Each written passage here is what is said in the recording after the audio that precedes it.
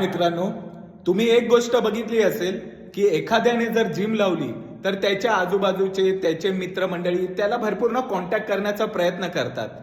कारण त्यांना एक गोष्ट त्याला सांगायची असते की तू बाबा आता जिम लावलेस तर तू एक काम कर, जिम कर, पण तू प्रोटीनचा डब्बा घेऊ नको, चिकन अंडी खाऊ नको, जास्त त्रास होईल, फ्युचरमध्ये तुझ्या बॉडीवरती हे परिणाम होतील, इफेक्ट होतील, साईड इफेक्ट होतील, तर तू प्रोटीन पासून दूर राह, फक्त जिम कर, घरचं खा.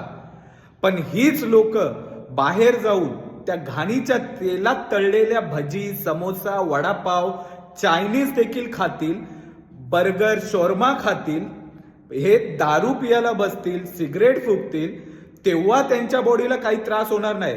पण तू जिम करतोयस, तू प्रोटीन खाल्लं, चिकन अंडे खाल्ले, तर तुला साईड इफेक्ट होतील. अंड्यामुळे तुझं कोलेस्टेरॉल वाढेल. तर मित्रांनो, तुम्हाला हे घाबरवतील, कारण त्यांना अजिबात नॉलेज नसतं. अशा चुतिया लोकांपासून मित्रांनो लांब राहिलेलंच बरं असतं. त्यावरती तुम्हाला एकच सांगेल मित्रांनो, अशा लोकांना लांबच ठेवायचं आणि तुम्ही तुमचा डेलीचा प्रोटीन इंटेक पूर्ण करण्याचा पूर्ण प्रयत्न करायचा. कारण प्रोटीन कंप्लीट झाल्याशिवाय तुमची बॉडी ग्रोथ करणार नाही, रिकव्हरी होणार नाही, मसल ग्रोथ होणार नाही. प्रोटीन हे खूप इम्पॉर्टंट अशी गोष्ट आहे बॉडीसाठी. तर आपला डेलीचा प्रोटीन इंटेक कंप्लीट झालाच पाहिजे मित्रांनो. आणि अशा लोकांपासून 10 फूट लांब राहिलेलंच बरं आहे.